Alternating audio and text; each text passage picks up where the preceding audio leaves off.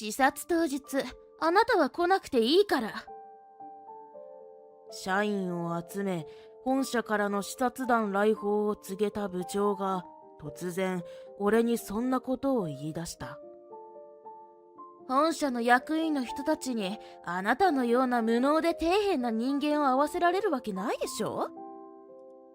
暴言を吐き捨てて俺をきつく睨みつける。まさかこんなことまで言われるなんて思ってもいなかったことだ。だが反論しても無駄だろうということは分かっている。部長とはまだ短い間しか一緒に仕事をしていないが、周囲への気遣いの心が皆無であること、何よりも独りよがりの考え方で人の意見など聞かない人間だと分かっている。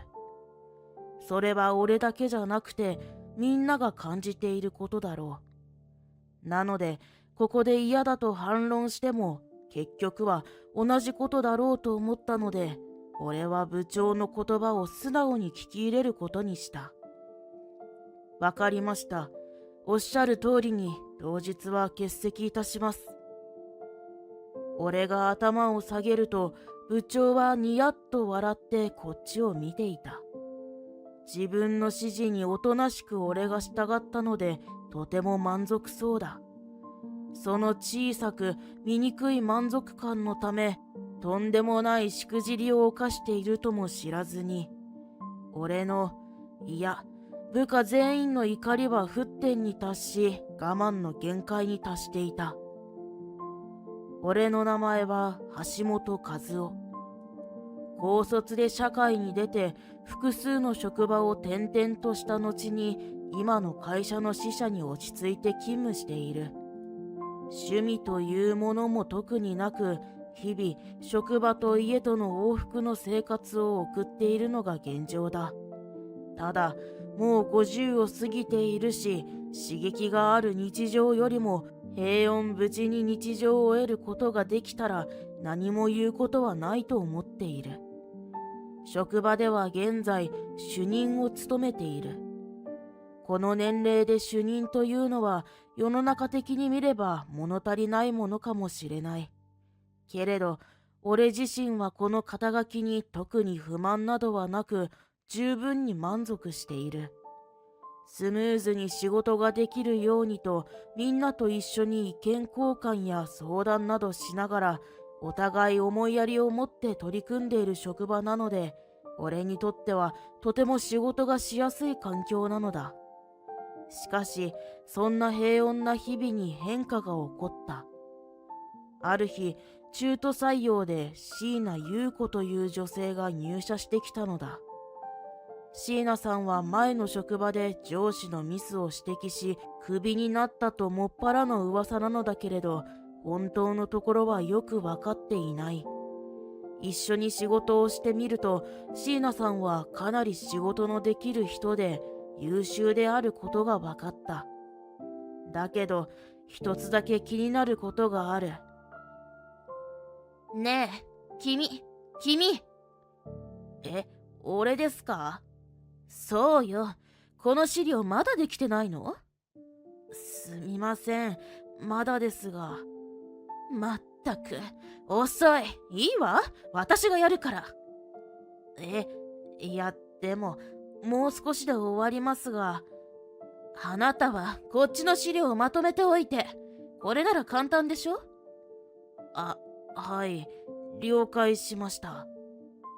椎名さんは部下など目下の人たちにはかなり当たりや口調が強く、配慮や思いやりなどは感じられない対応をする人で、名前さえも覚えようとしなかった。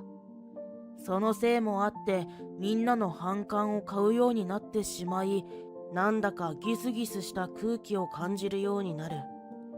それは今まではあんなにも明るく平穏な職場だったのにとすごく寂しく感じてしまうほどであった。そこで俺は主任として椎名さんに周りとの接し方について考えてもらえないか話をした。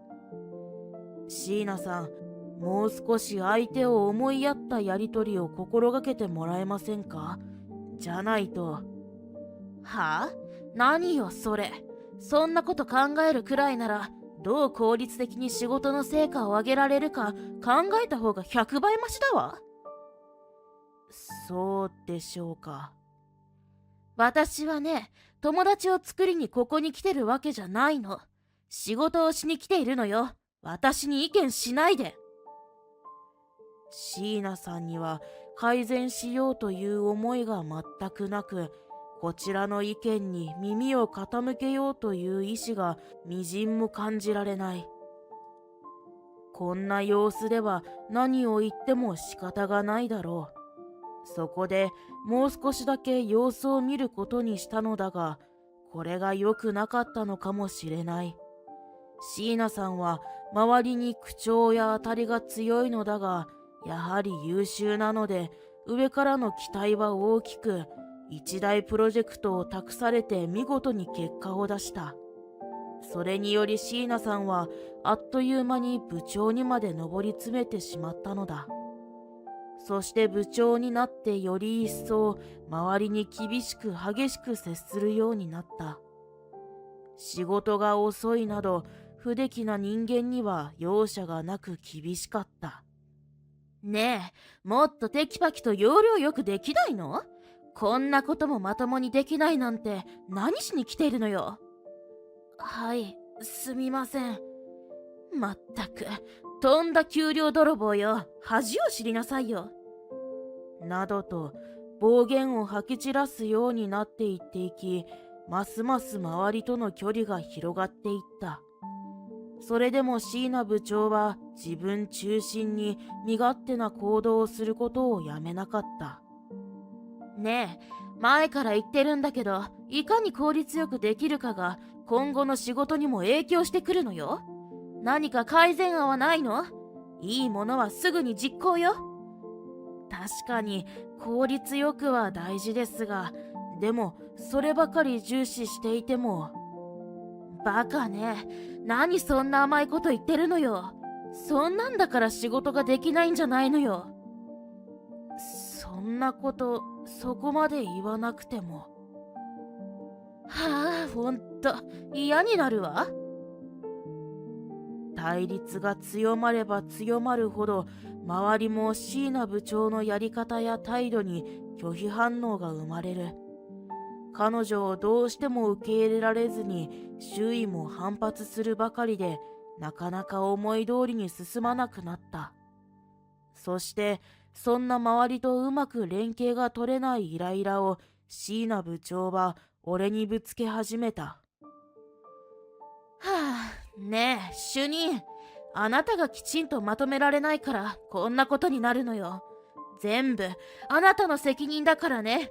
いいわね。はい、申し訳ありません。以後気をつけて対応いたします。椎名部長は俺が素直に頭を下げて謝ると、ちっと舌打ちをしてヒールの音をカツカツとさせながら立ち去った。ことが進まないのを全部俺の責任にされても困るのだが、そんな思いが通じるはずもなく、椎名部長は日々ストレスを募らせ、それにより俺への当たりも強くなる。異常なまでにきつく、敵意をむき出しにしては俺に噛みついてきた。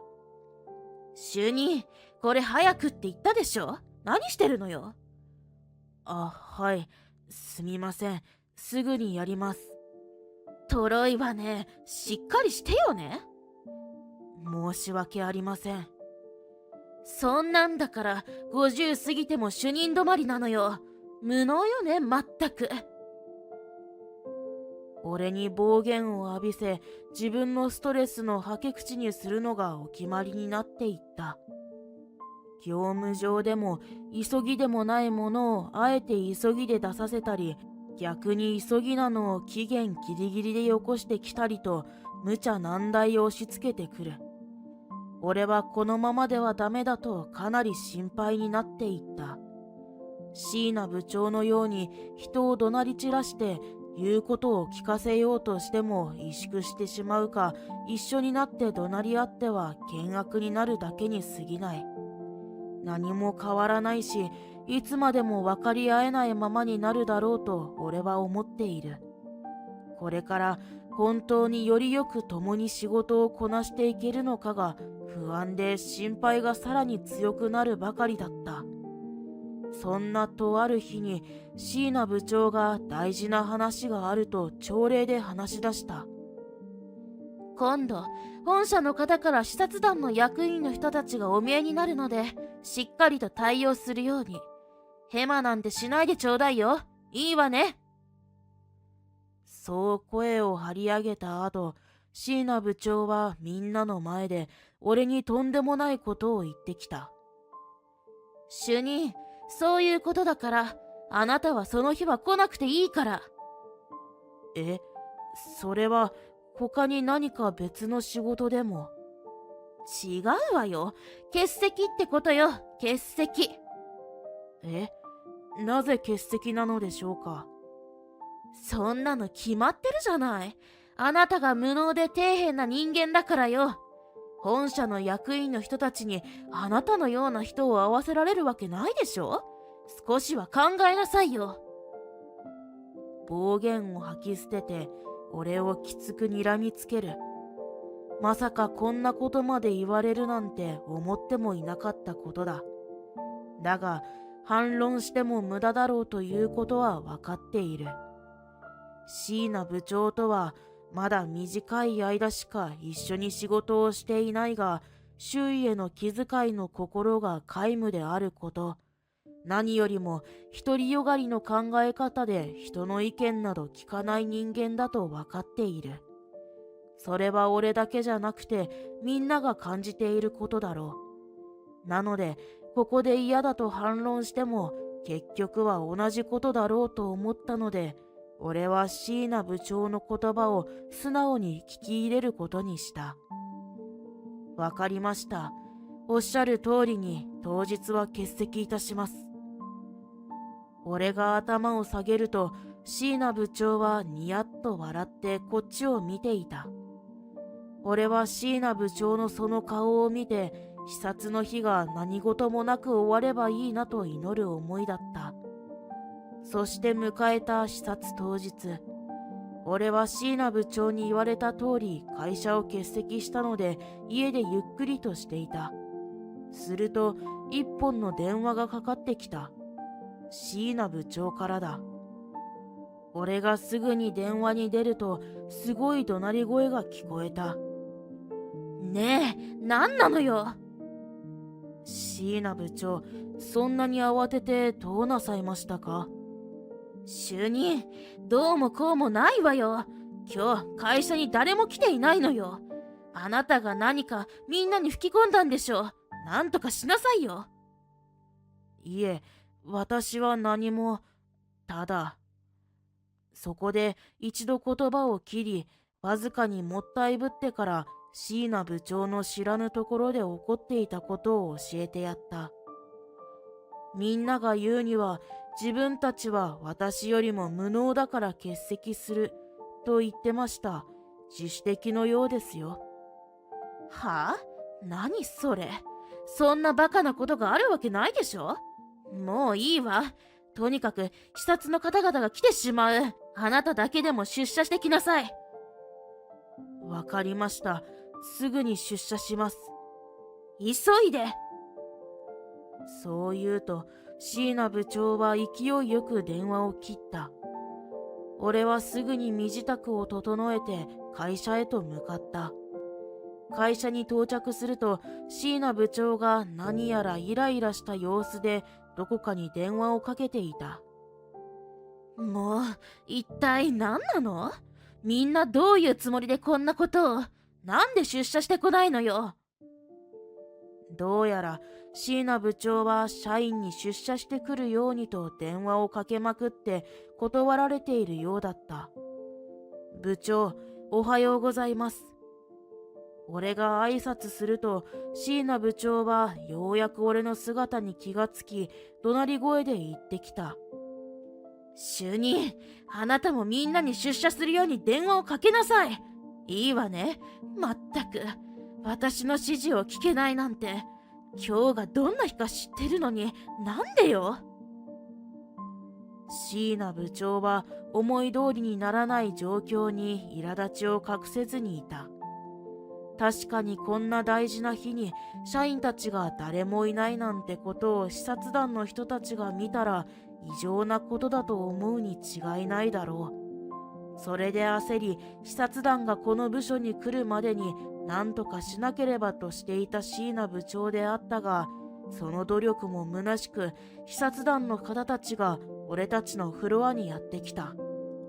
椎名部長は苛立ちを抑えながら笑顔で視察団の役員の方たちに挨拶する。お疲れ様です。皆様、本日は大変お忙しいところありがとうございます。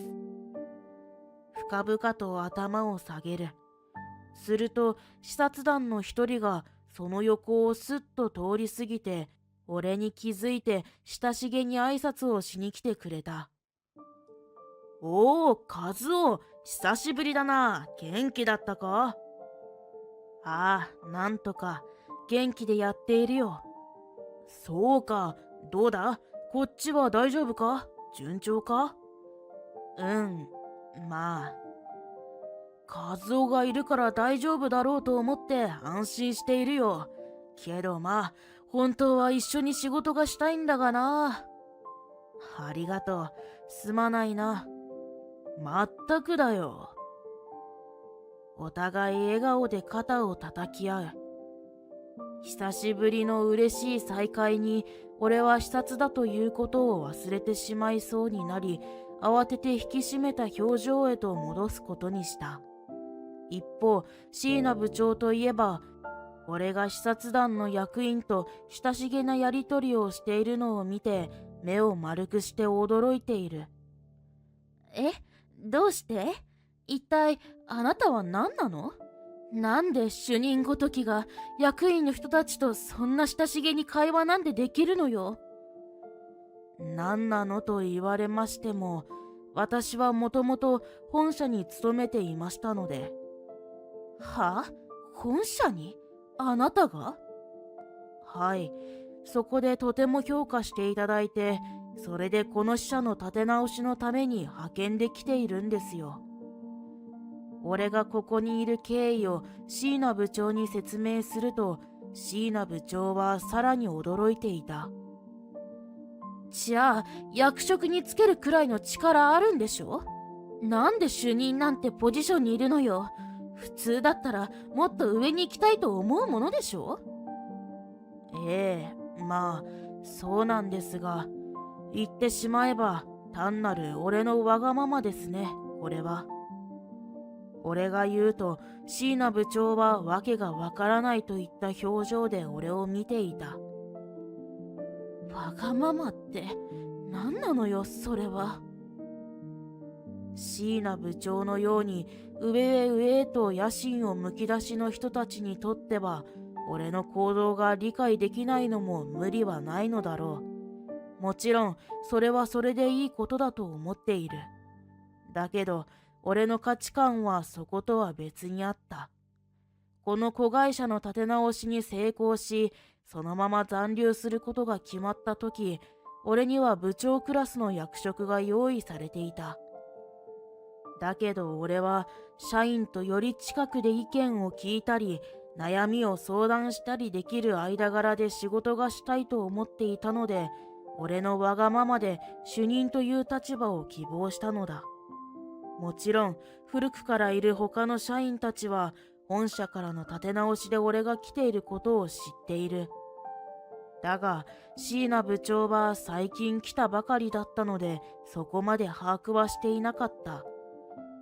椎名部長は自分に必要のないことは話も聞かないし、関わろうともしなかったから、誰一人として伝えることができなかったのだろう。視察団の役員の人たちは部署内に社員がいないことを見ると不思議そうに小首をかしげ、椎名部長を見た。椎名部長。はい、何でしょうか？どうして和夫以外の社員は誰も出社していないんですか？他の場所にでも行っているんですか？はい、それはつまり。椎名部長はしどろもどろになってしまい、この状況を説明することができずにいる。今にも泣き出しそうな、暴れ出しそうな、そんな様子だった。そんな椎名部長を見て、俺が代わりに視察団の役員の人たちに説明を始めた。皆さんすみません。他の社員は来ていないんです。え、和夫、それはどういうことなんだ？主任である私の口から言うのも恐縮なんですが。あ、主任。椎名部長が慌てて割って入ろうとするが、視察団が一別して黙らせた。関係ないよ、話してくれ。はい、みんな椎名部長の仕事のやり方に思うことがあるようで。椎名部長の？視察団が椎名部長の方に視線を向けると、椎名部長は体をビクッとさせて下を向いてしまった。視察団の役員の人たちは俺の話にみんなきょとんとした表情をしていたが、俺は構わずに話を続けることにした。椎名部長はとても仕事ができて誰よりも優秀です。本当に素晴らしいのですが、共に仕事をこなしていく上では欠かせないことが欠如しています。欠かせないこと？何なのよ、それは。助け合うことです。助け合いですって？はい、お互いを認め合ってこそより良い仕事ができると思っています。他の社員も同じ思いです。私から見て椎名部長にはそれが感じられず、すごく残念です。平社員だろうと役職を持った人でだろうと、人に対しては気遣いや思いやりある対応は絶対だと俺は思ってここまで来た。一緒に働く者同士だからと投げやりな態度でいるのではなく、同じ部署にいるからこそ誠実な思いを込めて接することが大事だと思う。それは他の社員たちも俺と同じ気持ちでいてくれたのだ。なので椎名部長に俺が欠席しろと言われるのを聞くと、いても立ってもいられなかったようで、みんな主任が欠席するなら自分たちも欠席すると言い出したのだ。もちろん俺は止めたのだけれど、みんないろいろな思いがあったみたいで、結局は欠席することを選んだのだ。みんなで椎名部長のメンツを潰しにかかってこんなことになっているのが今回のことの真相である。俺の言葉に椎名部長はただ黙ったまま俺をきっと睨みつけた。視察団の人たちは社員がストライキを起こすほどの状況になっていることに心底驚いていた。それもそのはずだろう。椎名部長は部署以外の人たちや役員の人たちの前では冷静に対応し、優秀で仕事に関しては抜けがないほど完璧にこなしていたからだ。だから大きなプロジェクトまで任され部長にまでなった。だけど、だからこそ周りからの信頼がなければ始まらないのだ。それは共に仕事をする人たちだったらなおさらのことだ。俺の話を聞いて視察団の役員の人たちも何かを察してくれたのだろう。椎名部長、このことは追って連絡をします。それまでは自宅待機でお願いします。いいですね。そう言われると椎名部長はただ黙ってうなずいていた。俺はそっと椎名部長の顔をちらっと見ると、悔しそうな顔で俺を見ていた。その後、俺の話を聞いた視察団の役員の人たちは椎名部長の指導体制に疑問を持ち、話し合いが行われたようだ。そして調査した結果、行き過ぎた指導があることが判明したのだ。このことで椎名部長は降格処分になり、配属先も変更が決定した。椎名部長はまさか中年の冴えない主任にこんなに悔しい思いをさせられるとは思わなかっただろうし、ましてや役員と親交があるとは夢にも思わなかったようで、非常に悔しがり、そして妬ましくも思っているようだった。だからなのか、この状況になっても椎名元部長は反省も改善も全くしなかった。それどころか椎名元部長は激しく反論したそうだ。私には全く非はないし、落ち度なんかないのよ。私はあいつにはめられたの。騙されたのよ。もう信じられない。悔しい。などと、俺にとっては全く身に覚えがないことを移動先で騒ぎまくっているようで、その言動がまたも問題があると指摘されてしまったのだ。それからも椎名元部長のヒステリーは収まることがなかった。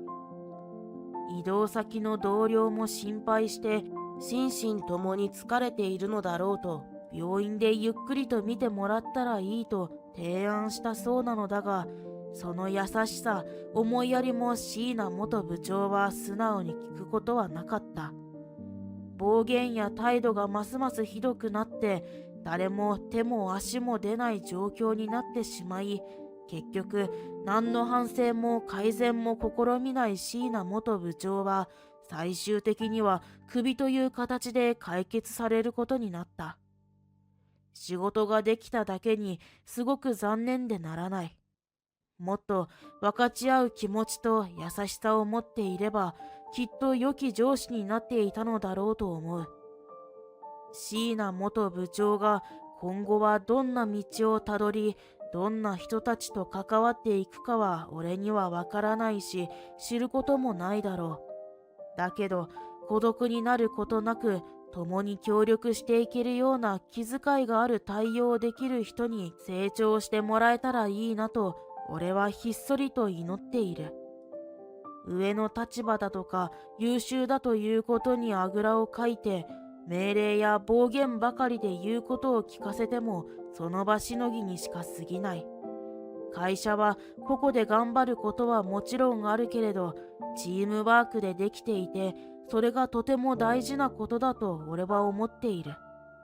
助け合って支え合うことができれば、相手も自分もストレスを持つことも少なくなり、お互いを高め合うことができて、次の仕事もうまく結果を出していけるだろう。その後、椎名元部長が去ってしまったので、部長の席が空席になった。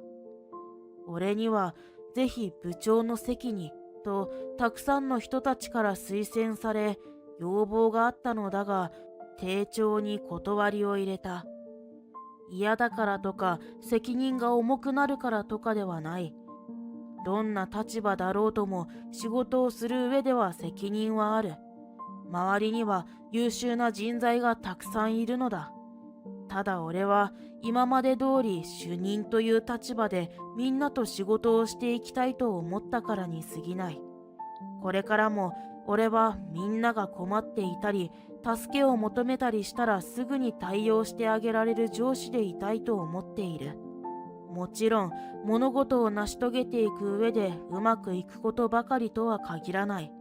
誰だって失敗することも戸惑うこともあるし、新人ならなおさらに不安や心配がたくさんあると思う。そんな時に責めたり怒鳴ったりすることはしないようにと決めている。頼りないかもしれないが、共に解決策を考え、共に学び励まし合って乗り越えていければと思う。俺は何も取り柄のない冴えない男だけれど、仕事に対しては誇りを持っている。